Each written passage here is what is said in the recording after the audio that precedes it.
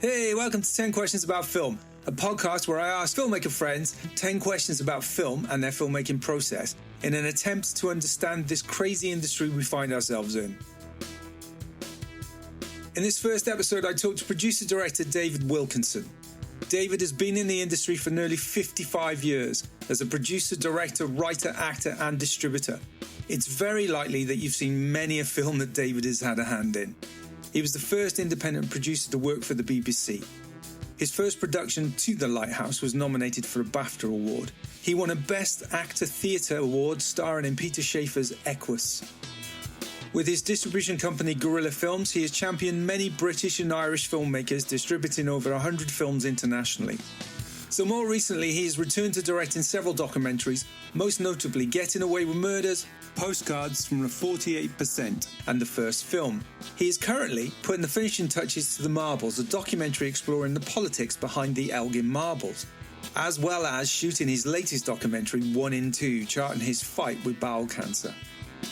I originally spoke to David at the BFI in London right before COVID. Just first of all, thanks, Dave, for coming down to the BFI today. So tell me about yourself. What's your background? What have you done? Obviously, this is for the benefit of whoever's listening to this, who's new to the industry and is looking for advice and a way in. I started in 1979, I would suppose. I used to have a paper round, and the milkman I used to meet on that paper round suggested I did modelling because he'd bought shares in a model agency in Bradford. And it's the only time in my life I have ever been motivated by money. And my morning paper round got me 12 shillings a week. It's 6 days a week I did it. And on Fridays, the papers were incredibly heavy because the Telegraph had a supplement. 12 shillings a week is about 60p now. Obviously, it meant more then. But I went and did modelling jobs for Kay's Catalogue and Grattan's, and I got 3 guineas, which was £3 and 3 shillings, for what was just a few hours' work. While doing that modelling, I told my English teacher, and she got me working backstage at the local amateur operatic and dramatic society. And I started to play small parts. And somewhere along the way, I got the idea that you might be able to earn a living doing this. And so I went into Leeds and I got myself an acting agent because Yorkshire Television was starting up, and Yorkshire Television, which has now been gobbled up by ITV, was one of the big 5 companies, and they made a lot of drama. And this woman took me on. I had to pay money to be on this catalogue she did, and my parents couldn't afford it. But she had space anyway and put me on. From that, she sent it down to management in London who were looking for someone to play the Winslow boy. And I was chosen out of 2,000 boys. I was given elocution lessons because I had a thick Yorkshire accent. And at the age of 14, I became a professional actor. The thing about in the industry, if you start, particularly when you're young, everybody tells you you can't make a living out of acting. It's really difficult. It looks glamorous. And my very first job, Kenneth More, who was the star, I played it out of town in Liverpool. And then when we came into London, I was got rid of. And I always thought it was because Kenneth More thought I was a really bad actor. And that had a very profound effect on me. And it wasn't until my father died, which was 29 years later, that I found out through correspondence with the management at the time, it was because Kenneth More thought that I was still a working class oik. Right. And it was all down to sort of class snobbery. And if I'd known that at the time, that would have driven me, that anger I would have had about that. I thought it was because he thought I was a bad actor. And I would later play on the tour with Richard Todd. He'd starred in big Disney films playing Rob Roy for them, and Robin Hood he played, and he played a lead in a Hitchcock film opposite Marlene Dietrich, and done lots more and been nominated for an Oscar. And he never had a problem with it. But always at the back of my mind was that. And people say that you should always try and get another job. I was very fortunate at the age of 20 that I found myself in a very, very successful play called Equus, which I won an award for. And the management I was working for said, right, we want you to do 4 more plays for us. And I negotiated at the age of 20, and that's why I thought I had a flair to actually produce 2 of them from my own ideas. And they agreed to that. And that's when I started getting the idea about producing. So this second job I'd always looked for, that actors had always said, try and find this other string to your bow. I chose producing. What they really meant was do something that can bring an income in. And little did I realise that I would, over the course of 20 years, earn less money, far less money as a producer than I ever earned as an actor. And I was doing very well as an actor. I did just over 40 theatre, television and film productions. I played the lead in Ian McEwan's first project, Writing for the Screen, which was for the BBC, directed by Mike Newell, who would go on and do Four Weddings and a Funeral and Harry Potter. And for the first 19 years as a producer, I earned £150,000, just less. My accountant said, now that's £150,000 over all that time. So that averages out at £7,500 a year, which when I started, I was only paying myself, if I could get it, £5,000 a year. It was only when I moved into distribution that I started to earn decent money. Although I didn't particularly like doing it, it gave me an insight which has been invaluable now for a filmmaker, because obviously I've returned to filmmaking. Yes. And I have a huge advantage that I can actually say to investors, I can guarantee that this will come out in the cinema. It'll get a release, yeah. And that's a big problem for a lot of filmmakers. Yes. Are you interested in doing drama, or is it just really documentary? No, there's two reasons why I have decided not to do drama. If somebody says, will I help them and be an executive producer, and they're not starting from scratch, then yes, I probably will do it. But the main reason is I learned this on the first film, which was a film that proves the world's very first film was made in Leeds in Yorkshire. And I was the director, the producer, the co-writer, the presenter, and the distributor. For the first time in my life, I made a film and I've been involved in over 100 films, one way or another, mainly as a distributor, but I produced an awful lot. With drama, you have to have 100% of the money in the bank before you start film. Yeah. It would be monumentally stupid to start doing without it. But anyway, the investors all come together at the same time. And what I found with documentary is you don't. You just pick up a camera and you start filming. So on the first film, we started filming without any money. I was putting a bit of money in myself. And then I got somebody to put some money in, and then a couple of other people. And then through extraordinary coincidence, my parents' old house in Leeds was sold, and my share of it was £40,000, which covered the money I needed to finish the film. And that was great because I could continue with it. I started filming in March 2013, and I actually finished on it the 30th of April 2015, so 2-year period. It's strange, but I actually thought that the lack of budget and the way that the budget was unstructured greatly helped the creativity of the film. If I'd have had the budget I needed, I would have made it they've all been contiguous, and I'd have started in, say, the August, and I would have finished the whole thing 7-8 months later. Yeah. But it being stretched out over the 2-year period, suddenly a lot of interesting elements came to it, which wouldn't have come if I'd made it in that short space of time, simply because of talking to people and getting this right and tracking people down. Well, it's more of an organic process like that. And I felt that with Long Road. It's exactly the same for me. I mean, we're talking about a 6-year period of shooting bits and elements when I had the money, buying an old MG and going on the road and actually shooting all the road stuff first, getting that done. And then it allowed me to come back, keep reassessing the script, performances, and talking through with the lead actor where we wanted this character to go. As a result of that, it was There's a danger with that in drama. I mean, you were lucky that you were sort of funding it yourself, but, actors, I've known people that have done that, and the actors have gone off and got a big job. Yeah, I know some people who are going through that right now, actually. So. And I wouldn't advise that really for anyone, but documentary's different because of the way it is. So that became very attractive to me, that you could just get up and do it. And the other thing is my age, and I have learnt it takes 3, 4, 5, 6, 7, sometimes 10 years to get a drama off the ground. Yeah. I don't want to devote endlessly going to different,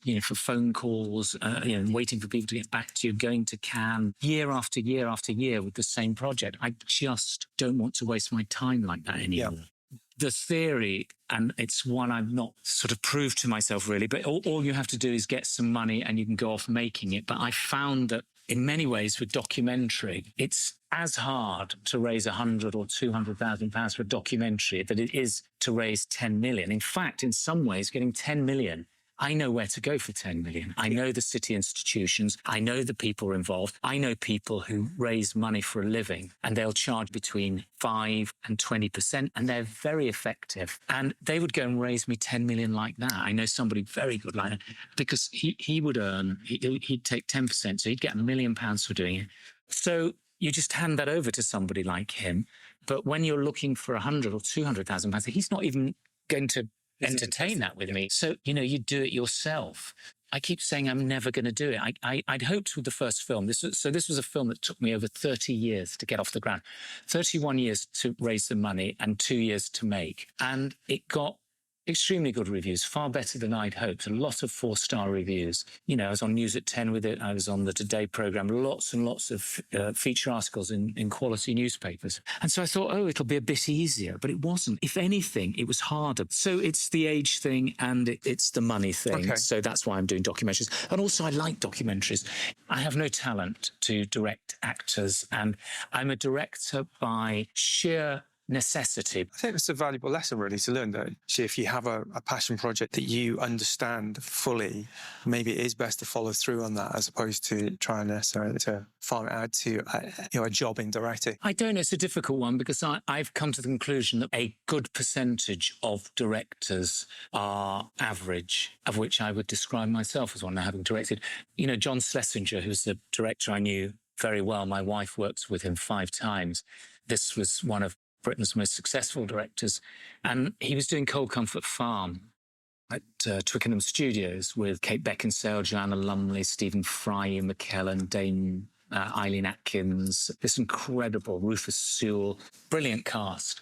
And they were doing a scene with Miriam Margolyes, and they were getting the lighting right. He started talking to me in something you don't, unless the director talks to you, because I was on the set because of my wife. And I said, John, tell me, I said, is there any real secret to directing? And he said, 50% of directing is choosing the right people to do whatever it is they do, and then listening to them if they've got any suggestions. If they're good, you use them. And if they're not, you don't. But you always listen. And he said, it's the mistake so many directors don't do. They feel insecure about it. He said, what happens is, and he mentioned something, I can't remember what it was now, and in one of his films, I think it was Marathon Man, and the DOP had come up with it. And he got the credit for it because it was a fantastic idea, not the DOP. So it's about listening and working with other people. And because I come from the theatre, that esprit de corps, I've always been into that. And that's the most important thing. The hardest thing for me on the first film was nobody could tell me what to do. And that's why I did want a lot of feedback, because as a producer, I work with a director and I work with the financiers, and everybody has a say, or you work with a distributor. But I was everything on this. And I made a decision creatively, which was a very bad decision for me as a producer, and one of them was me as a distributor. But for David Wilkinson, the director, it was the best possible thing to do. If you do small budgets, you're going to have the same problem because you're not likely to have anybody who's going to disagree. Do you think that harmed the film then? What it was is that documentaries should really be about 90 to 100 minutes at the most, but 96 minutes is an ideal time. Now, when I cut the film, I got it to 92. But just before we were finishing the edit, something very, very important to the story happened. And I had to include it. All my co-producers said don't, because it slightly weakens your case for leads. I said, but I've got to, because I've said I was making a film, warts and all, and I'm not going to bury this piece of information because it doesn't fit with the story I want to tell. I have to include it. And that led me to adding 14 more minutes to the film. What story element was that? Have you seen the film? I have, yeah. Well, it's right towards the very end, and I say, I'm just about to lock down this film, and 2 days before we were finished, this came up. From a distribution point of view, I should have edited it down. From a producing point of view, for the finances, I should have edited it down. So yes, it's harmed it commercially. However, I was the financier, had most to lose because I got no tax break. My other 3, I did it under an SEIS. So I took the view, given that they were cushioned, that I would go with it creatively. I had sales in the UK that were for more money than the one I accepted, but I had to cut it down to 90 minutes and I refused. I thought, well, if I cut it to 90 minutes and it gets bad reviews, I always say, if only I'd put it out at the longer length. And certainly I'll never make a film as personal as this one again. But if I'd put it out at the longer length and it got bad reviews, I could only blame myself. And so I wrestled with this for several months, and I took lots of people's, because I finished locking the picture in November, but I didn't lock it fully. So I kept it open till April, so I could have changed it at any point. And it was a real kind of which way would I go? And I won out creatively. It would have made more money if I'd gone the other route. So David Wilkinson, the producer, really hated David Wilkinson, the director, for that decision. The next time I had it, Louis Le Prince, who's the man that made the world's first film, and there was only two organisations in the world that ever acknowledged him. One was the Science Museum in the 30s, and the other was the Society of Motion Picture Television Engineers, who set up the formats that all films are shot on. And they acknowledged him in 1930. They made him a sort of honorary patron. I don't suppose it'd be honorary because he's a posthumous patron.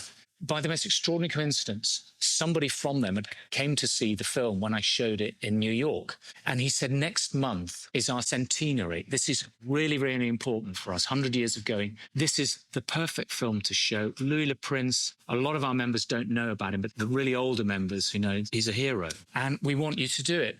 And I wanted to do it. And 20th Century Fox were there, Warner's, United Artists, all of them, Paramount, Netflix, HBO, Amazon, everybody you could want.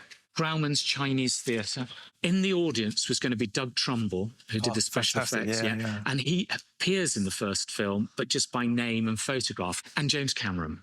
But where it came down to is they said, because it's so late, you're going to have to pay for it all. So the hiring of the theatre, the DCP, me flying over there at such late notice, getting hotels, getting a car, all of that. So David Wilkinson, director who really wanted it, and David Wilkinson, the producer, who had to get back his investors the money, wrestled with it. And I came down on the producing side because I thought this is just self-indulgent for me, because all the people from the studios were all engineers. There was nobody on the creative side. There was nobody in acquisitions. There was nobody that could have helped the film. They were just the engineering section. So very reluctantly, I said no. All my friends who are directors or writers, the filmmakers, creative side, they all said, you should have gone. Because I put it on Facebook and I did a blog about it, as I do with these things.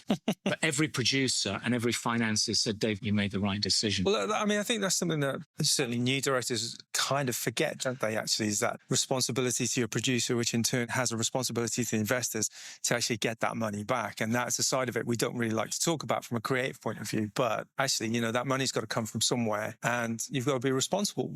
There was a survey produced about 25 years ago, and it went back over the 30 years preceding it. So it went back, I know it actually went back to the 50s, if I recall. And it took first-time British directors and how many had gone on to make another film. It was an incredible piece of work. It was published in Screen Finance. And it showed that roughly 80% of first-time directors never went and did another film. I've read that stat. And I did that again. Stephen Follows did it separately, and that's online. I've given 56 first-time British or Irish directors their chance to get their movie in the cinema. I've either employed them, people like Sir Anthony Hopkins, just, no-brainer really, but nobody else would give them a chance. I've also distributed films by them. And what is frightening is how few of those have gone on to a career. So it's all available on my blog. Only one of them has gone on to do 5 other films. That's Lenny Abrahamson. One of his films was nominated for an Oscar. So you can't get better than that. Well, that shows perseverance. You've got to stick at it. But what it shows is it's all down to your first film.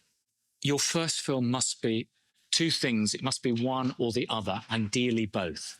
And if you don't have one or the other, that's it. You will never, ever, ever make another film. The first one is it's financially successful. So the investors get their money back. They'll invest with you on other things and other people will invest with you.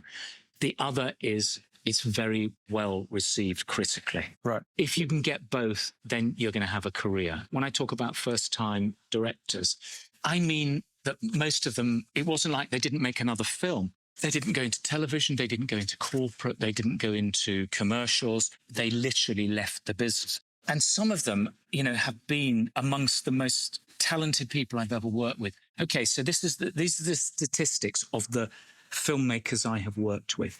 So 56 new directors.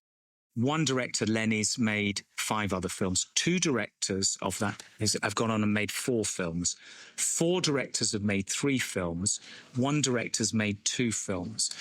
And that means that 48 first-time British and Irish film directors that I've worked with since the 1980s have not made another film for cinema release. 5 of them, of the 48, have gone into television. And then 31 of those first-time directors, that's over 50% of the ones I worked with, have no connection with any part of the entertainment industry at all. Completely low. At all. Do you think an element of that is also to do with expectation of what being a film director is and a filmmaker is, and then the reality isn't really the same as the expectation? Well, the reason that Lenny Abrahamson became an Oscar-nominated director, it's very simple. His first film, Adam and Paul, he made the writer write it and rewrite it and rewrite it. They did 27 drafts over 18 months. And it was a low-budget film. It didn't do very well financially, but critically, it did incredibly well. It won here in the UK, won the Evening Standard Award for Best Screenplay. Now, 870 films that have been released for it were all eligible for that. Some of them have been documentaries, but let's say 700. And yet the judges voted that small film, it beat all these big Hollywood productions, to be the screenplay that they thought was better than anyone else. And because the screenplay was so good, the film was so good. Is that more a case of just understanding your limitations of budget, limitations of the script, in terms of approaching something like that in a simpler way? The best micro-budget film of all time is Christopher Nolan's Following, which he had edited it in his head before he shot it. Yep. And that's very simplistic. It cost very little. It cost, I can't remember, £2,000 to make and £83,000 to finish it. But most of that money to finish it was to get the sound right and to blow it. And I can't remember what it was. It seemed to me quite a lot to finish it, but that's what it cost. Also a bit of patience, because I mean, it took him a year to shoot that on weekends. Yeah, he did it over a number of Saturdays. It's a masterwork in how to do it. He broke all the rules in one sense. And if he'd come to me and said, David, what do you think of this? I'm going to shoot it in black and white. There's only going to be 3 people in it, and it's going to be 70 minutes long. I'd say that fails on it. Yes. And so he had to take that risk. And it's only when you saw it, it was genius. And I've talked about this on many, many panels that I've been on. And people have said, right, I'm going to follow the Christopher Nolan route and do exactly that. And so they'd come to me several years later with a film shot in black and white with a few people. The problem is, it's not very good at all. It's missing the point, isn't it, really? That's Nolan's process. That's what he's had to go through. It's, can you judge yourself? I mean, I know that I could never direct actors. I have great confidence as a director in doing documentaries. I'll never touch drama. I just know I haven't got the talent. And I think that's very important, to know what you can do and what you can't do. A lot of the people that I've met, they write their own scripts, they direct them. And it takes a real genius. I could never write a screenplay. I've written many documentaries. I cannot write a drama. I'd be very bad at it. I think if you're starting out, you've got to be really, really, really honest. For a filmmaker, it's obviously cheaper if you write your own script, because nobody has any money to begin with. But is it really very good? And I always say to people, you have to be brutally honest with yourself. I mean, I can see flaws in the first film, and people suggested taking out things which I had to have in there. And I can see it was a flaw keeping them in. But for me to tell the story I was telling, they had to remain. It's interesting, because I think the script writing thing, I think you're absolutely right on. I mean, I've done it. Probably a lot of people listening to this will have done it. It's one of those things you do. But I think it's very easy to get writers to work with you. I mean, one of the things I did, a project where I'd got so far, I'd got about 4 or 5 drafts into it, and it had a strong female character as the lead, and I couldn't quite crack her voice. So I put an ad out to get writers to pitch for it, and a few people sent me scripts, and out of those scripts, you know, there were probably 4 or 5 script writers out of about 100 that I read, and out of those 100, there was only 4 or 5 that actually were proficient. The rest, made you realize quite quickly that there's a lot of writers out there who aren't really writers and don't understand craft, don't understand structure. So out of those 5, it then became a question of who I felt I could work with the most, not in terms of getting them to do what I wanted them to do, but actually who could lend something new to this and actually bring something new to it. That's one thing I would say for anyone who's about to do something. If you're a writer, definitely collaborate with other writers early on, because they will bring a voice and they will bring ideas to it and different ideas to what you're trying to create. And that's something I'd wish I'd learned earlier, because I think I'd be further along than where I am if I had. I think it's understand your limitations and bringing in people to do the job that you can't do. And I think far often, because we're afraid of budget and lack of budget, we think, oh, well, I'll do it myself because I can't approach anybody else to do it. But actually, there's a lot of people out in the pool who want to do these things and will work with you. It's kind of working with people and listening to people who know. People get very cross when I tell them the truth. Dramas don't sell. Nobody in the film industry wants a drama. I've got one I distribute. It stars Anthony Hopkins, Jim Broadbent, Joanna Whalley, Stephen Fry, Simon Callow, by Mike Newell, famous director. That only cost £800,000 to make. 30 years on, it's still not recouped its money. And it's sold around the world. And even with those names, it sells, but it doesn't sell for very much because people don't want dramas. The public aren't interested in them. Even on Netflix, where they're free, people don't watch them. Dramas work well on television and usually episodic. Why set yourself up with something so incredibly difficult in the first place? You provide people with what they want. Okay, well, that was question 1. Oh, good God. Right, I'll be quick. No, it's brilliant. It's brilliant stuff. And you've talked a little bit about this, but the second question is what was the spark? When did you know that, this is how you were going to spend the rest of your life?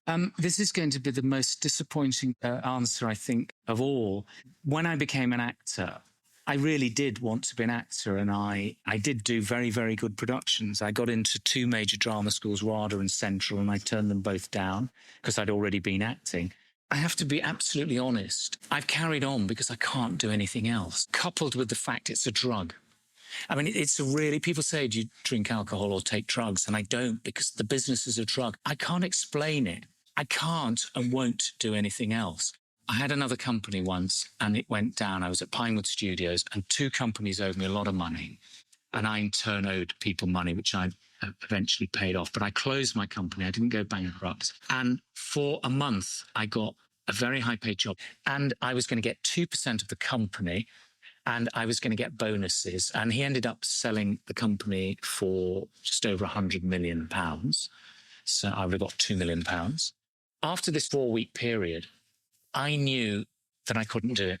I knew that if I went into that job, all the time I would be thinking about this job because I love it. I mean, it's a love-hate relationship I have, but I love the entertainment industry. And it's never bothered me whether I would be an actor or a producer or as a distributor. I just want to be in it. Yeah. I wanted to be good at what I do. I wanted to be able to do something that has a value. Can you remember the moment when you were younger when you realised this is what I have to do?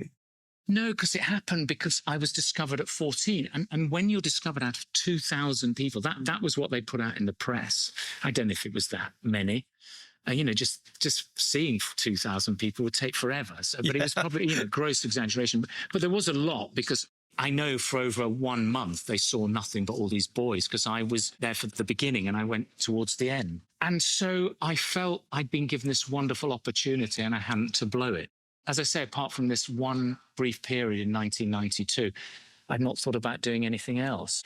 And now I'm too old to do anything else. And also I've got this incredible knowledge that the problem has always been to make it work. And if it wasn't for the fact my wife is an incredibly successful costume designer, I would have had to go and get a proper job. Because when you're earning $7,500 a year and you're bringing up 2 children, that is nothing. And that's what it averaged out at. That's in a good year. There were 2 or 3 years where I'd earned nothing. So I produced around the children. Yeah, that's kind of what I do, actually. But then it lent itself to that because it wasn't like I was needed all the time. No. The only mistake I had is I had an office and staff at Pinewood for a while, and I was paying people who worked for me more than I was paying myself. That's the beauty of the modern age. And I say to any new filmmaker out there, particularly a producer, don't get trapped into having the best notepaper, the best logo, the best, you don't need notepaper these days. But I had part-time secretaries, 2 full-time assistants at one stage. One of them eventually worked with me as a partner for nothing, but the other one I was paying money. So I was paying the equivalent today of about 60, 70,000 a year. So when I was earning the money on these projects I was doing, it was just paying for the overhead. I was taking very little of that myself. I don't think anybody should fall into the trap of having an office at all. Here where we are at the BFI is one of the places I meet people. Another one now is Picture House Central or Curzon Soho. Exactly the same. And resist it for as long as you can, because that's when the problem starts, when you've got that overhead. Well, what I do find actually is that I get more work done. It's something in the process of going to the office, and it's like it's a 20-minute walk. Getting there and being in that mindset. That's very important. I mean, this is, having said all of that, the last 5, 6, 7 years, I'm finding it really hard to work from home. Yeah. Because of Netflix, because of Amazon, I'll just watch these documentaries because I need to sort of keep up what's going. And then suddenly I find myself watching a drama. It's a real problem. I mean, I do know people who go to Picture House Central every morning. That discipline, that's brilliant. For me, I have bursts of being in an office when I can afford to do it. And then times where I just have to work from home because I can't afford to do it. Again, it's one of those, I think it's resources that you have at the time, isn't it? And making it work with what you've got. If you just made a film and it's been made for 5 million and you've taken £125,000 as your salary and you've got another 125,000 for your company, then maybe with that, the second 125,000, maybe get a small office for a while. You'd be amazed how 1 year goes to 2 years, goes to 3 years, goes to 4 years. And you go, I'll just keep the office going for another year. And then you start using your savings and all of that. I mean, I think you're absolutely right in terms of it's not a necessity and it's not something you should be necessarily aiming to get your projects together, to get the work done. The film industry is contradictory. I mean, it really is, because I just know that if I had an office now, I would be far more productive as long as I didn't watch Netflix on my laptop. Well, there's always the Chris Jones style, getting an office at Ealing and then farming it out desk to other filmmakers. Yes, I mean, I've many times thought of going in. Yeah, me too. I like the idea of that like little community that says a filmmaking community. I think that's a great idea. Again, though, if it's within budget. But again, I've seen those situations where 4 or 5 producers come together and share an office. Inevitably, you're going to see the same people. And when one of them gets money for something that the others in the office have been rejected for, it causes so much friction and tension. I can see that. And I've never sort of known it really work. They come together for short spaces of time and then drift away. Question 3. Who's your biggest filmmaking hero or influence, would you say? And what is it about them that has kind of inspired you? To begin with, it's all actors. They're my heroes. My greatest heroes were 2 Yorkshiremen who are actors, James Mason from Huddersfield and Peter O'Toole, who was born in Leeds. I greatly admire Ronald Harwood, Sir Ronald Harwood is now, and I did a book with him about screenwriting. You know, there are people I've liked working with, like Mike Newell, I got a lot from, and I've met so many heroes, and I don't believe in them because Kenneth More was one of my heroes when I was a boy. And I was so excited about meeting him. Obviously, I didn't know until a long time, as I mentioned earlier, that he thought I was a working class oik. And I found that with a lot of actors, you expected them to be what they were on screen and not what they were in reality. And whenever you met them, it was a disappointment. And I spent my entire life avoiding meeting Sean Connery because I always liked Sean Connery. On 6 separate occasions, I've walked away from meeting him. One was at Pinewood, where somebody said, "Oh, Sean, you should meet David Wilkinson." And I went, "Oh, look, I'm really sorry, Naomi. I've got to rush. I'm fine." And I didn't have to rush. I didn't want to meet him. I have done that with so many people because I know that the reality, Peter O'Toole, his daughter is a very good friend of mine. And many times I've had an opportunity, but one time we were at Luton Airport, both going to Galway, and he tipped his hat to me because I was wearing a hat. Lovely. He said, "Hello, sir." And I went, "Hello, sir," and then avoided speaking to him. And then he smiled to me a few times in Galway. He's obviously dead now, and I feel bad about that, but I'm also pleased I didn't meet him because I would have met the man. And the man is flawed, the man and the woman. I've never met anybody that's lived up to what they were. It's nicer when you go in and you don't have any expectations. Like John Schlesinger, I met quite by chance. And then my wife, I met her and she'd been working with him and things.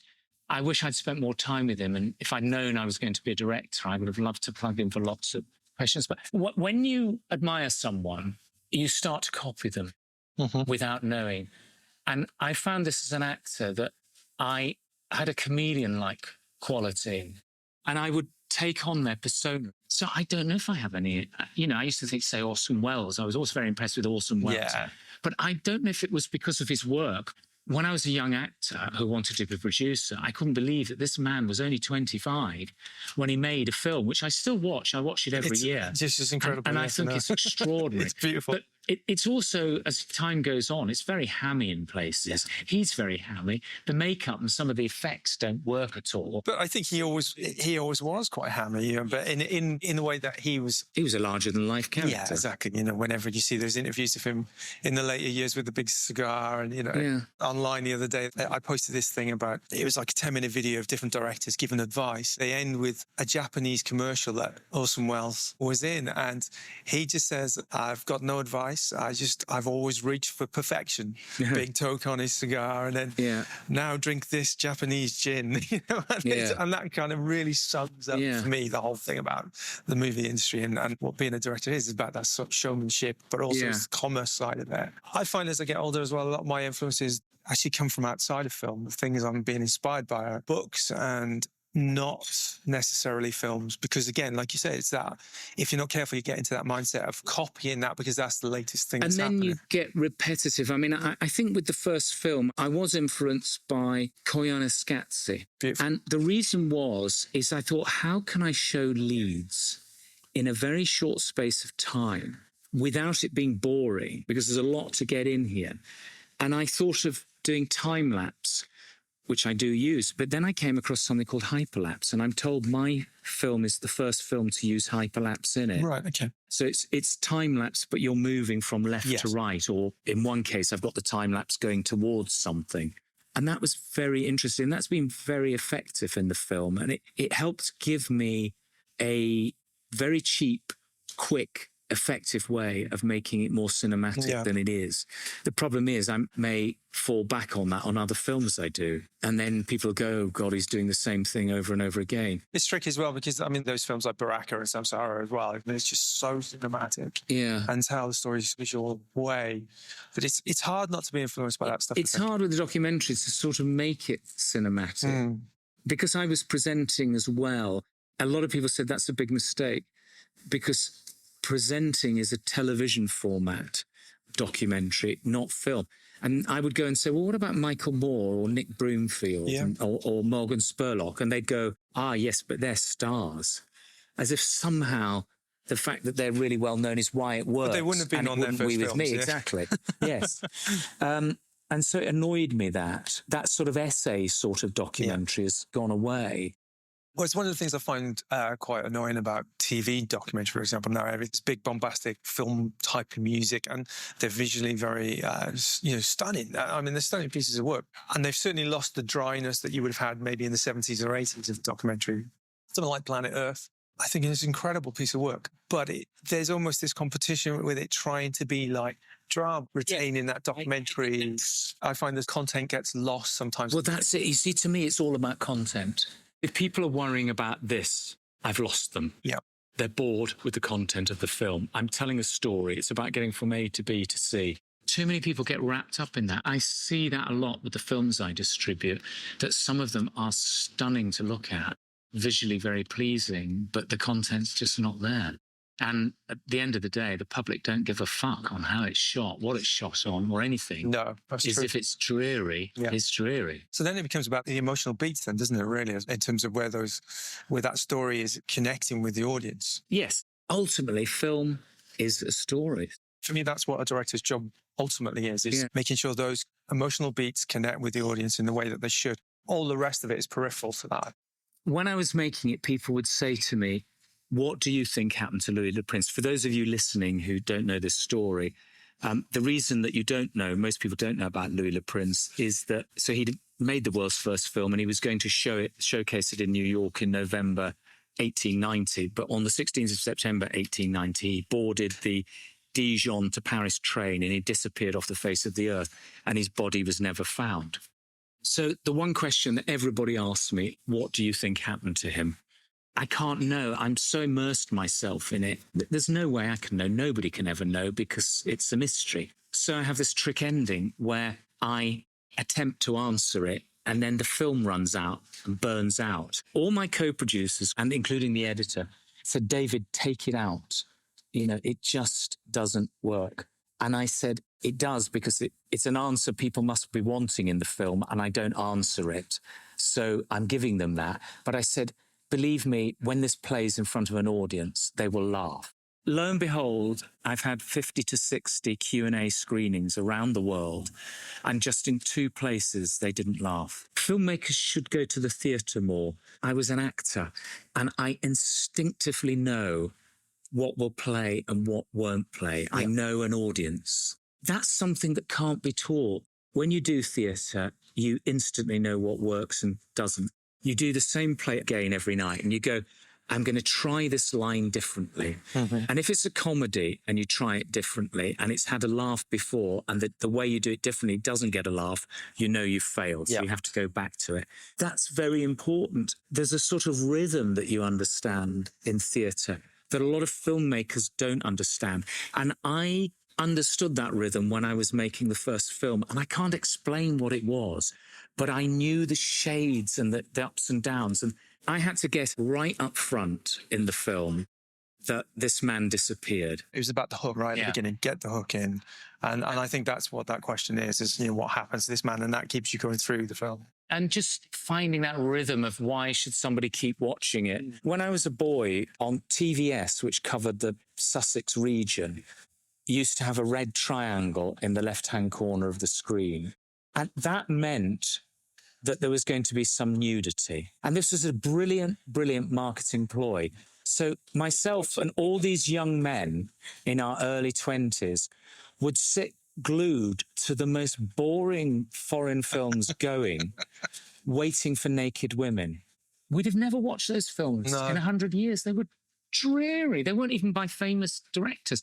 They must have bought a job lot of them very cheaply and thought, here's what we can do. And the viewing figures were extremely good for them. Advertisers loved advertising in them. It only lasted for about a year or 2, but was very effective. And whatever your film is, you've got to have the equivalent of that red triangle. There's got to be something there that people would continue watching. And that's why every filmmaker needs to go to Cannes or the AFM, and they need to sit in the screenings with the distributors, and they need to see the point at which the distributors walk out because they're bored. Okay, yeah. And you can go, right, that's it. They haven't grabbed me, you're gone. Because I was fortunate, because I only did British and Irish films, I could sit and watch all the films. But my fellow distributors are watching dozens and dozens of films every day. Now, some of them will only watch 10 or 15 minutes because they've got to go and watch the next one, and they've made notes. Yeah. So they'll go and watch it later. But a lot of them are leaving because it's dull. And that's worth seeing. That's an education in itself. And it's surprising how many first-time filmmakers, they go to Cannes, go to the wonderful parties, they get drunk, they shag about, they make firm friends of people, they never go and see a film. Don't see the films in the festival, see them in the market, because you're allowed to walk out in the market, not in the festival. Right, okay. And that will teach you an awful lot about the film industry. Yeah, I had a similar experience when I was a film student, actually, because I worked in a local cinema. Oh, yes. And it was brilliant because... Except they're pre-selected films. Well, they are, so yes. No, they've got the distribution already. But what was interesting is you'd see the same film 4 or 5 times a day. Yeah. With 4 or 5 different audiences. And each audience reacted to different things. That's very good. And that was a really interesting experience because, you could spot the moments where the audience get it across the board. Which cinema? It was the Odeon in Guildford.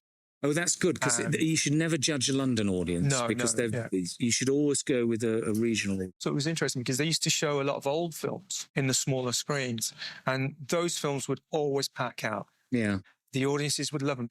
And just the way that audiences reacted to old films was interesting. I remember watching Jaws with an audience of teenagers. It was the most incredible thing. It was like it was a brand new film that had been shot in a 1970s style. Rubber shark and all. people were completely engaged. Well, I saw Jaws the first week it was released in the cinema, and that was an extraordinary experience because it obviously played to packed audiences and people did jump out of their seats.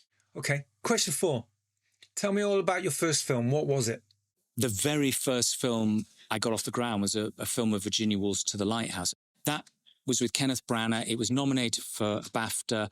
When everybody was rushing to deal with Channel 4, I just went to the BBC. It was the sort of, no one else was doing it. And the BBC really liked the script. And quite by chance, they agreed to do it. And they said, if you can raise this money. And I went and got the money from Prudential Assurance and the Post Office Pension Fund.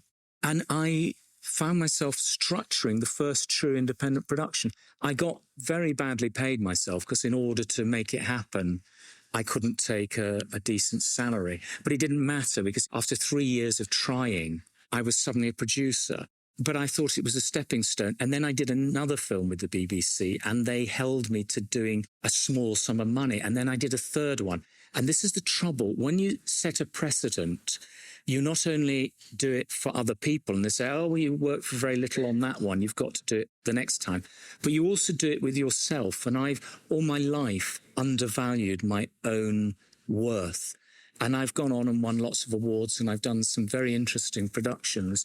But it's a psychological thing. I've never been able to negotiate. But isn't that the way for a lot of filmmakers these days? Absolutely. The two things I would change, I would never have stopped acting. Yeah. I was going to play the part in To the Lighthouse. And when the BBC found out, they said, oh, David, you're just doing it to further your acting career. And I said, no, I'm serious about being a producer. And so I didn't do it. And we cast an unknown actor I'd never heard of since called Kenneth Branagh. Whatever happened to him. I know. And they threw a really good opportunity away there. And it's this problem that we always have is whenever budgets have to be cut back, you say this is what the budget is. And I suppose the reality is one should go in with a greatly inflated budget. But it's always my salary became the thing that went. And after 9 years, I just couldn't make any money. I was in debt. Is that just purely because you wanted to drive these projects through regardless of... Yes. Yeah. Question 5. What is your worst filmmaking experience and how has that defined you as going forward as a filmmaker? That's a very good question. It wasn't the worst filmmaking experience as such, but it turned out to be my most unsuccessful, not unsuccessful, my worst reviewed film. Financially, it was actually quite successful. And I did a film of Charles Dickens's England. And I'd had a great success with something called James Herrick's Yorkshire, which everybody said would be a flop, and made its money back and made a big profit. And I did both the producing and the distribution. I found somebody with some money, 2 people, and I told them I wanted to do Charles Dickens' England. I was originally going to make it with Chris Jones directing, me producing it, a well-known presenter. I got Derek Jacobi in the end, a sound man and an assistant. But what happened is I got a very successful film financier. And we had location managers, which I didn't need. We had assistant cameramen I didn't need. We had somebody to drive Derek around. I didn't need that. We had somebody to drive the crew around. We didn't need that. The DOP we had was far too experienced, and he insisted on having 2 hours every lunchtime and big meals. And so the budget just went up and up and up. I got Julian Richards to direct it because he was the only director that the financier would agree on. Julian and I were both film people. I had done 3 documentaries by this stage. 2 of them were very much scripted, and I scripted both of them. And the other one just came out of a vast amount of film footage. We both treated it as a drama. And this was our huge mistake. So when we made the film, and again, my investor, I shouldn't have made it for that sort of budget. Anyway, it was an absolute disaster. I should not have put it in the cinema. The critics took it apart. Mark Kermode, last time I saw him, he was sat where you are, and I'm sat here. And we still talk about it. He did a podcast or something, it's on YouTube, and saying the only reason Charles Dickens' England is not in the worst top 10 films of this year is there were actually 10 worse ones. And everybody took it apart. And it was really unhappy for me because I took it personally. Julian, it must have really hurt him. The irony is, in the first year, it returned a net of 155,000. Now, if I'd made it for the original budget, of 125,000, it would have been in profit. No profit. The really, really, really bad reviews worked against us selling it abroad. So how did it recoup? Because I'm in control. Right. So it recouped. I was making it for a market I understood. So I went to this market who are 60 plus. They're into Dickens. Mm-hmm. They're all members of the Dickens Fellowship, the Dickens Society, and the Dickens this and the Dickens that. And I said, I'm doing a documentary. What do you want? And they said, we want an old-fashioned documentary like they used to be, with no fancy, chopping away, they said. They kept using this word, chopping away. Hyperlapse, no hyperlapse. No, not hyperlapse. It didn't even exist, hyperlapse. But no chopping away. So what they meant was quick cuts. Yeah. And they said, we're intelligent people. We don't want you to tell us after 15 minutes what's gone on in the previous 15 minutes. They'd obviously watched a lot of television documentaries, which after a commercial break tell you that. So they said, and we want it really old-fashioned and there's and much in there about Charles Dickens' life as possible. So that's what I did. I made a very ordinary, boring documentary, which the critics absolutely hated, was nearly 120 minutes, all the things you shouldn't do. The people I was aiming for absolutely loved it. They didn't go to the cinema to see it. I was doing it for the cinema because that's where I got the reviews. Unfortunately, all the reviews, I got some good reviews. I got 3 or 4 good reviews, but the majority were bad. On the DVD, bingo, when I was selling it around the world. So it's from the DVD, and I brought a book out. So that had added to the costs. So the really important thing is to really understand your audience. I understood the audience. Yeah. And the thing is, if I hadn't put it in the cinema, I could have done a low-level release. The trouble is, I thought, I've got to do it properly. But I could have released it in just a few cinemas, the same cinemas, without all the reviews and the critics and all of that. It was extraordinarily painful for me because it put me back about 3 or 4 years. And I was very hesitant of doing the first film. Was that more kind of psychologically or from a business point of view? I had contemplated making the first film instead of Charles Dickens' England, but I knew it'd be hard to raise the money. And I knew the first film would always be niche, very, very niche. So I thought, well, I can't. The first documentary I'm making after coming back to be a filmmaker has got to be something commercial. And that's why I came up with it. I said, well, the most successful, in many ways, film I'd made, James Herriot's Yorkshire, it's a no-brainer. I had expected to make that. So I made it in 2008, released it in 2009, and with the success of that, I was going to make the first film in 2009. I didn't start on the first film in pre-production until the end of 2012, but we didn't start filming till 2013. So that did put it back 4 years. It was the attack. It was the absolute attack. I thought, I don't want it to come out and be slated. But by the same token, I thought, if I don't make it now, I'm never going to make it. Yeah. And it was the SEIS that gave me that impetus to do it, because I could go to investors and say, look, you get 50% of your money back in day one. And then if it all goes tits up, some of you will get the other 50% back, and some of you will get a further 22% back. So the risks weren't great. I hadn't expected such a hostile thing. But yes, that's just pride. It was my pride. We all have this arrogance, and I can be absolutely honest about the first film. If I hadn't had this tax scheme and I hadn't been willing to work for nothing as the director, the producer, the co-screenwriter and the presenter and the distributor, it would never have worked, because it's a niche subject matter. Films about the film industry are not popular. They never do well. The public don't like them. People in the industry love them, but they don't go much beyond us. So very few work. With documentaries about the film industry, you should get them fully funded by a broadcaster. Yeah. So essentially, you didn't listen to any of your own rules. No, I do this. I've written an article about this, about how I didn't. And this was this sort of thing that I was fighting with. But it's not going to be viable now. Even with all those tricks of the trade I've got and doing it for free, the investors are not going to get their money back. I'm cushioned because they've all got this massive tax benefit, and they're all in their 80s and they can all afford it. It really is small change to them. And that's the problem. An analogy I use, if you're going to manufacture baked beans, they've got to be better than Heinz, because why bother? But the trouble with films is they want to do the baked beans, but they want to make them sardine flavour or Marmite flavour. There's going to be a few people who would like those, but the vast majority are not going to take them up. And that's the same with a lot of these films. I'm tired of seeing films that have worked really well. They're beautifully scripted and very well directed, fantastically acted, but there's no market for them. Yeah. And you'd be surprised how many are like that. And drama is top of the list. Yeah, I'm finding that out with my road movie, actually. You know, it's a hard sell. I'm doing the rounds with the sales agents and getting the response that you would pretty much, you know, which I kind of knew going into it. I don't know what to advise people on anymore because I know too much. The other thing, yes, I suppose you asked me why I don't do drama, and I came up with two reasons. My age and the fact of documentary is easier. But there is a third one, which I keep forgetting, and it's a real problem I have. And I had to fight myself with it on the first film.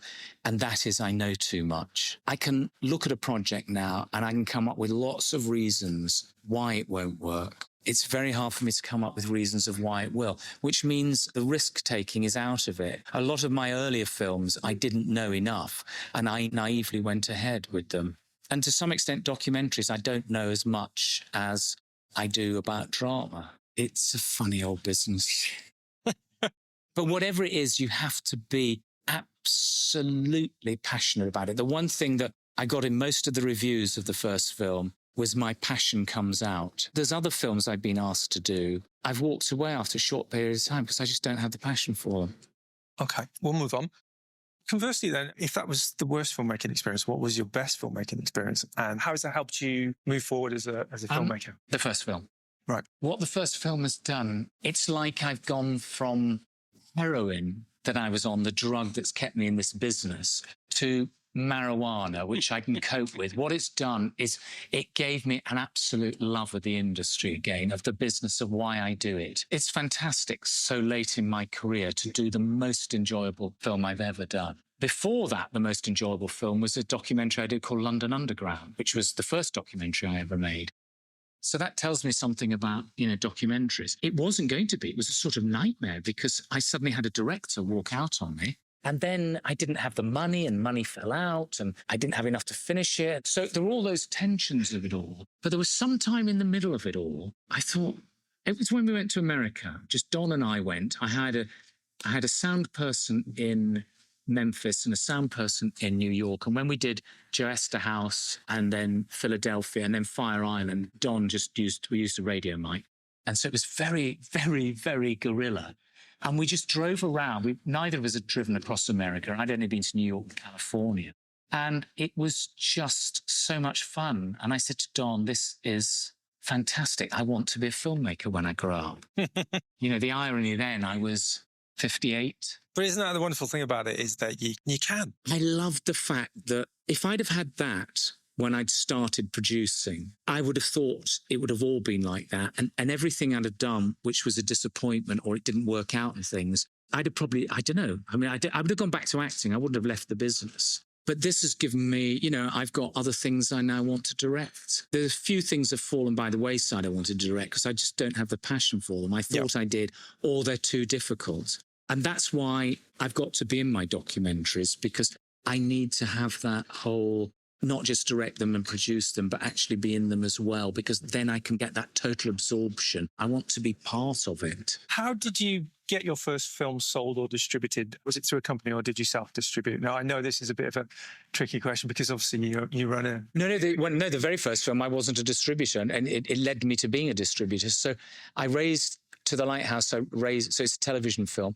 I raised the money from the BBC and Prudential and Post Office Pension Fund. And I found a loophole, and I was responsible for the first BBC production ever. Obviously, it was a co-production, being sold by an ITV company.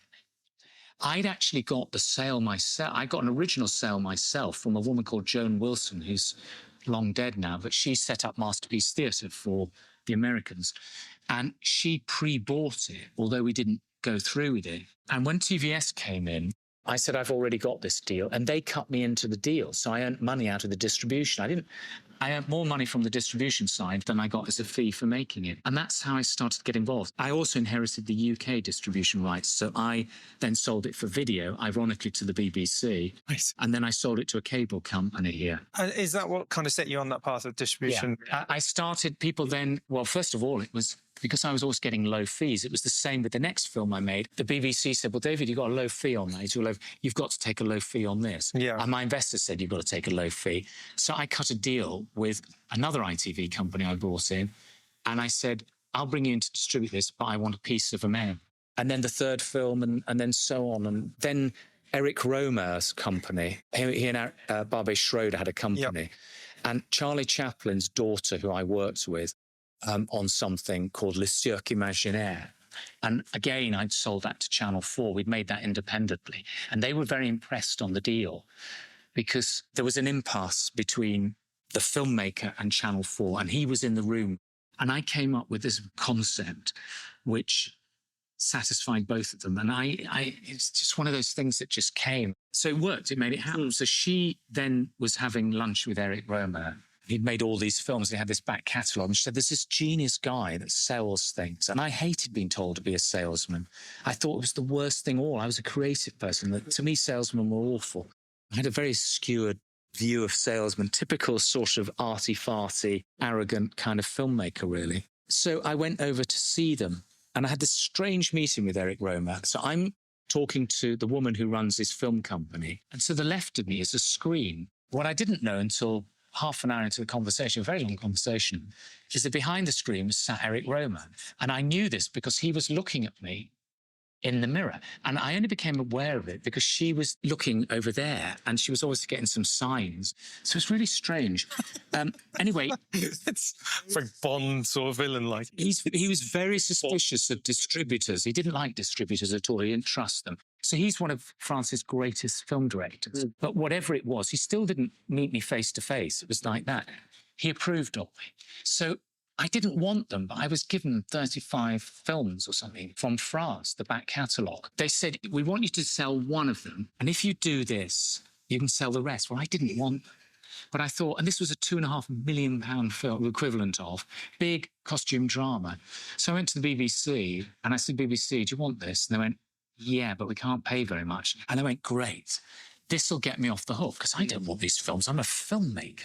So I said, I got this deal. The BBC want it. And the French went, we'll love it. We'll take it. Because the French films are so heavily subsidised, they hardly get anything on the BBC. So that's it. They said, right, you've got all the other films. And I went, but I don't want. I couldn't say I don't want. I then licensed them to someone to video. And then I licensed some of them to the BFI. And then I started to sell to television. My company collapsed in this time. I think I said I didn't go bust, but I closed it all down. But the money I got from selling this dribs and drabs contributed to my $7,500 a year. It was never huge money, but that trickled in. So suddenly I was a distributor. And then with James Harris York, I became a distributor because nobody else wanted to distribute that. They didn't understand the market, and I understood it. If any filmmaker wants to succeed, they really have to understand distribution in some way. Distribution, and more importantly, sales. People get very wrapped up about the UK side and they forget about overseas. Overseas will bring far more money than the UK will bring in. But in terms of getting an overseas deal, international deal, what kind of elements do you need in place in terms of, would you need a star name involved? I can't really answer that because I don't do it. Star names always help, but you're not going to get a star name. What is a star name? The amount of people that have come with, well-known telly stars, that's a real problem. And you have to talk to a sales agent about who is a star. But I have a belief that there's probably only 20 actual film stars in the UK. And that's it. And you're never going to get them. You're in a position now that you've spent maybe 2-3 years making, and you've got no stars. It's a drama. How do you approach trying to distribute that? I can't anymore. And it's one of the reasons that I have left the distribution business. In the old days, if I'm going back 10 years, I could always sell 1 to 2 films to a broadcaster, and usually up front. So I could take that money and use that to release the film. I could always rely on the DVD market, before that VHS. And as the years have gone by, that's gone. And online doesn't bring that sort of money. Television's not buying anymore. I just don't know what you do. What you really need is a very good aggregator, not a distributor, not a sales agent, but an aggregator who can sell it to Netflix or Amazon Prime for a decent money around the world. The trouble with the aggregators is they're going in 4 times a year to see Netflix with 300 films. You know, they're just turning the pages and go, oh, that looks interesting. They're basing it on the sleeve. And then they'll run it through a sort of widget they have as to whether people will take it. And those sort of platforms were buying low budget British films with no names in a few years ago. I don't think they're buying them anymore. Well, they're becoming gatekeepers, really, aren't they, again? Yeah. Okay, we're up to number 8. What does it mean to be a filmmaker to you? How would you describe what you do and how it makes you feel and what you get from it? Being a filmmaker, to me, is constantly apologizing or being deferential all the time. You know, when you're doing it, it's wonderful. There's nothing better than doing it. And I loved being in this bubble of making the first film, where this sort of fantasy where I didn't know what it would be like. After the initial problems, I'd said, where I was very worried and nervous and things, once I'd got into the stride and was loving it, that was fantastic. That I like. Somebody asked me the other day, he said, what do you do? And there was a long pause. And I used to say to people, I'm a film distributor. And people are not really that interested in film distributors, a little bit of conversation. But I said, I'm a filmmaker, reluctantly, because it then goes into all those questions about who you've worked with. And because you haven't worked with Brad Pitt and Angelina Jolie, there's always a disappointment there. And people view you and they think you're very wealthy. I don't know. I'm very proud of doing it and I love it. For the first time, I call myself a filmmaker since I've been a director. When I was a producer, I'd say I'm a producer and people would say, what do you produce? Sort of parts for automobiles or food, or what sort of producer are you? And I'd say a film producer. So I've only called myself a filmmaker since 2015. Because I am a filmmaker, I'm a director, I'm a producer, I'm a writer. People can see it now. I can actually prove it. I never called myself that before. Is it that you feel now that you've earned that? I've earned it. Right. Yeah. So I've actually earned it. I used to think it was quite pretentious before when producers would call themselves filmmakers, because you're the producer of it. You put all the ingredients together. The person who's made it is the writer, the director, and the editor, yeah, to some extent the DOP. They're the ones who actually, they are the filmmakers. I am the producer of that, yeah, what they have made. So I'm now very, very proud of it. But I sort of apologise. I think that's something a lot of us do, though. I hate the begging of the money. I can't believe my last few films have been successful, sold well, got very good reviews and things, and yet I can't get a meeting with the BBC. I can't get a meeting with Sky. I can't get a meeting with Channel 4. And I think, what do I have to do? Again, it's coming back to the perceived idea of something, isn't it? Against the reality of it. Yeah. And I think, for example, for me and my generation of filmmakers who are kind of finding their own way through, you know, we're in exactly the same boat. How do you get those meetings? The best way to make a film is you need somebody to put in a lot of money, a big chunk of the budget for very limited rights. And because all the broadcasters have got to be seen to be producing things, if I was to have made the first film for Channel 4 who turned it down, and they bought it for a very small percentage of what they would have done. But if I'd have sold them the idea, the budget would have been £450,000. Yep. Now, Channel 4 would have either instantly put in the £450,000 for the UK rights and a percentage of overseas, or they would have put in £350,000. Either way, I'd have got the copyright because that's what they do. And after 7 years, all the UK rights would have reverted to me. Okay, well, we'll just quickly wrap it up with the last 2 questions. Number 9 is, tell me about the best gadget or tool that helps you as a filmmaker. Gosh, the fact that I can see the footage back. And finally, question 10. What's the one thing you wish someone had told you when you first started out? If there's a bit of advice I would say to any filmmaker is get a distributor on board before you've made your film, even if it means raising their P&A and giving them a fee in the budget. Why would you suggest that? The vast majority of low-budget films are never going to get released. And if you can't get them released in your own country of origin, then it's highly unlikely that people abroad will buy them. That's how the business works. I have been paid by filmmakers in the past because their sales agents have said, unless it's released in the UK, it'll never sell. So they've gone to their investors and they've come and said, we'll give you the P&A and sometimes a fee. And I've released them. And that has then triggered sales abroad. But without them, without a release, if you're going the cinema route, then it would have been a disaster for many of them. So in terms of those theatrical releases for you, I guess the important thing was it allowed access to ancillaries in terms of TV, DVD and releases and things like that. Perhaps you wouldn't have got. You've got to have something that drives it. The most important thing that every filmmaker has to own up to, admit, and they don't, they put their head in the sands, is the world has far too many films. Every year there are far too many films made. It is said now, which I slightly dispute, that there's 15,000 brand new feature films every year. I put it at 7.5. But let's go with my figure, which is conservative, 7,500. In the UK, we're at saturation point with just about 900 films being released in the cinema. So that means just over 10% of them, the world's films, get a release in the cinema. So you have this real problem that you're already in a buyer's market. So there's a great glut of films. At least if it comes out in the UK, it will generate reviews. It will generate something which then somebody marketing can go abroad and say, well, or to Netflix, even you can do, world deals now, and say this film has got these reviews and it's well thought of. With that in mind, do you think there are alternative routes for filmmakers out there instead of trying to get a cinema release? Because that's obviously the holy grail for most people still. Do you see a way forward for someone just coming into it now? It's the same method. Distribution is distribution is distribution. Everybody thought the internet would be the answer to a lot of films not getting seen out there. Now, if Amazon or Netflix or one of the others buy it for the world, it is the answer. But they're actually rejecting the majority of films that come to them simply because there are too many.